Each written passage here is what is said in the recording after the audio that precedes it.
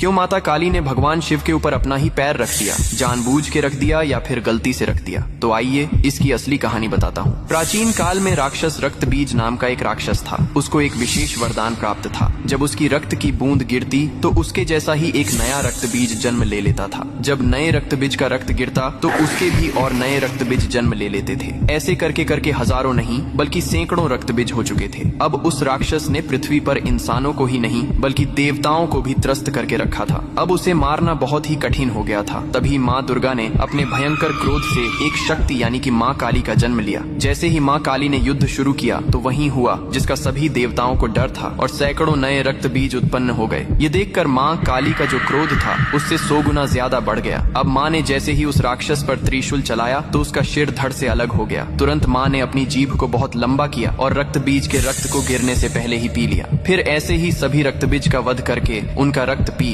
कर उनका क्रोध अब 100 गुना से 200 गुना बढ़ गया था। धरती कांपने लगी थी, समुद्र मथने लगे थे, देवता भयभीत होकर इधर उधर भागने लगे थे। तब देवताओं ने भगवान शिव से प्रार्थना की, हे महादेव, आप ही माता काली के संताप को शांत कर सकते हैं। शिव ने देवताओं की पुकार सुनी और माँ काली के सामने युद्ध भूमि में पहुंच गए। लेकिन माँ अपने तांडव में इतनी लीन थीं कि उन्होंने शिव को भी नहीं देखा। तभी भगवान शिव ने स्वयं माता के चरणों में लेट गए। जैसे ही माँ काली का पैर अनजाने में शिव के सीने पर पड़ा, तुरंत उनका क्रोध शांत हो गया। उन्होंने नीचे देखा तो अपने प्रिय पति शिव थे। यह देखकर उनकी जीभ शर्मिंदगी से बाहर निकल आई। इसके बाद शिव ने मुस्कुराते हुए कहा, हे माँ, तुम्हारा यह रूप सृष्टि के संतुलन के लिए था, लेकिन यह रूप अब धरती पर बहुत धाम धूम से पूजा जाएगा। यही कारण है कि तस्वीर में और मूर्तियों में माँ काली को शिव जी पर खड़े हुए दिखाया जाता है, जो बहुत ही शुभ माना जाता है।